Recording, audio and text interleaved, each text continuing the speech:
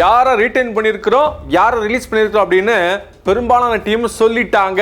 அந்த வகையில் பெரும் தலைகள்லாம் ஆக்ஷனுக்குள்ள வரப்போகுது, குறிப்பா மினி ஆக்ஷனுக்குள்ள வரப்போகுது. இதுல சிஎஸ்கே யாரை ரிலீஸ் பண்ணியிருக்கிறோம், யாரை ரீட்டைன் பண்ணியிருக்கிறோம் அப்படின்னு பெரும்பான்மையான டீம்ஸ்லாம் சொல்லிட்டாங்க. அந்த வகையில் மினி ஆக்ஷனுக்குள்ள பெரும் தலைகள்லாம் வரப்போறாங்க.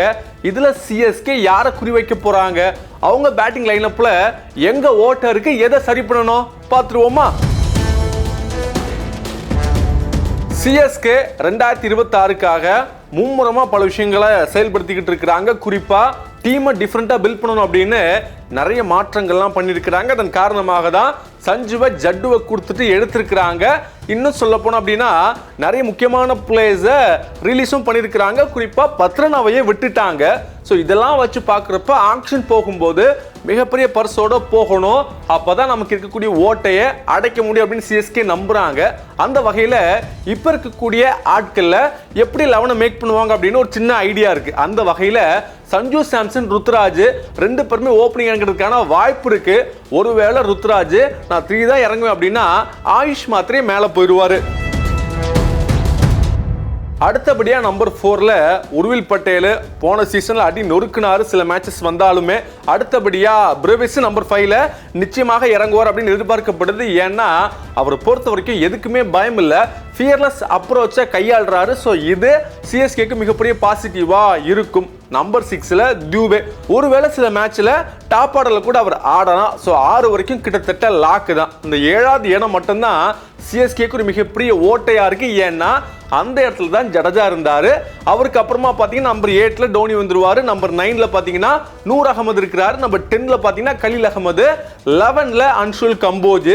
ஸோ அவங்களுக்கு தேவை ஒரு பயங்கரமான ஃபாஸ்ட் பேசரும், இன்னொன்று பார்த்தீங்கன்னா நம்ம 7ல ஆடக்கூடிய ஆல்ரவுண்டர் தான். ஸோ அந்த வகையில் சில ஆட்கள் ஆக்ஷனுக்கு வர போறாங்க இல்லையா, அதில் யார் சிஎஸ்கேக்கு கரெக்டாக இருப்பாங்க அப்படின்னு சில ஐடியாக்கள் இருக்கு.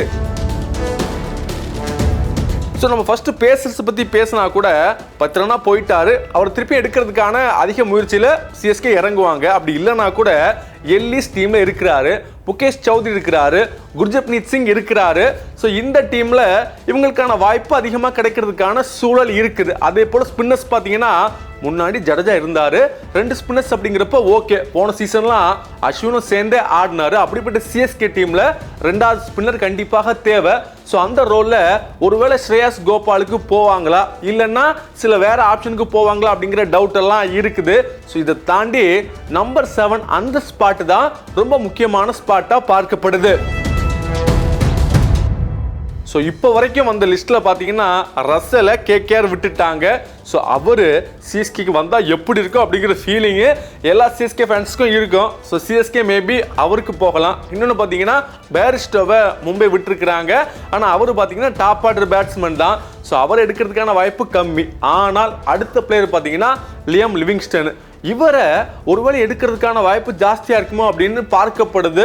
ஏன்னா அவரை போன்ற ஒரு காட்டான் சிஎஸ்கேக்கு இருந்தால் பயங்கரமான ஃபீலிங் தான் கொடுக்கும். அதே போல் ஜேக் ஃப்ரேசர் மெக்கருக்கு டெல்லி விட்டுட்டாங்க. பட் இவரும் பார்த்தீங்கன்னா டாப் ஆர்டர் பேட்ஸ்மேன் தான். ஸோ பெரிய பேட்டராக இருந்தால் கூட இவரும் செட் ஆக மாட்டார். அடுத்தபடியாக ஃபேஃபை டெல்லி விட்டுருக்குறாங்க இல்லையா, ஃபேஃபுக்கு சிஎஸ்கே போவாங்களா அப்படிங்கிறது டவுட்டு தான். ஏன்னா சிஎஸ்கே விட்டுட்டாங்க. இன்னொன்று சிஎஸ்கேக்கு டாப் ஆர்டர் ஆல்ரெடி ஃபில் ஆகிட்டாரு. ஆனால் இதுக்கு அடுத்ததாக வரக்கூடிய ஜாஷ் இங்கிலீஷும் மேக்ஸ்வெல், இந்த 2 பேர் நிச்சயமாக அந்த லிஸ்ட்டில் ஃபிட் ஆகிறதுக்கான வாய்ப்பு இருக்கு. ஏன்னா மேக்ஸ்வெல் பார்த்தீங்கன்னா அவர் பேட்டராக இருந்தால் கூட பவுலிங்கு ஸ்பின்னிங்கும் போடுவார்.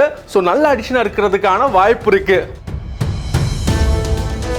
ஸோ சிஎஸ்கே ஃபேன்ஸை பொறுத்த வரைக்கும் இவங்களை யாரையாச்சும் ஒருத்தர் எடுத்துருங்க, அப்படி எடுக்கலன்னா இந்த பிளேயரை தயவு செய்து தட்டி தூக்கிடுங்க அப்படின்னு கேட்குறாங்க. அந்த பிளேயர் தான் கேமரான் கிரீனு. ஸோ இவர் பார்த்தீங்கன்னா நல்ல ஆல்ரவுண்டரு, நல்லா பவுலிங்கும் போடுவார், நல்லா பேட்டிங்கு, அடியில் நொறுக்கவும் செஞ்சிருவார். ஸோ இவரை கண்டிப்பாக எடுங்க அப்படின்னு சிஎஸ்கே ஃபேன்ஸ் எல்லாம் அவளோடு காத்துக்கிட்டு இருக்கிறாங்க. ஸோ இந்த பிளேஸில் யார் வந்தால் அந்த ரோல் பக்காவாக மேட்ச் ஆகும் அப்படின்னு உங்களோட கருத்துக்களையும் மறக்காமல் கமெண்ட் செக்ஷனில் சொல்லுங்கள். ஸோ இதே போல் அடுத்தடுத்த பல அப்டேட்டுகள்லாம் வருது, வெயிட் பண்ணி என்ன ஆகுதுன்னு பார்க்கலாம். செய்திகளை உடனுக்குடனும் துல்லியமாகவும் தெரிந்து கொள்ள சப்ஸ்கிரைப் பண்ணுங்க.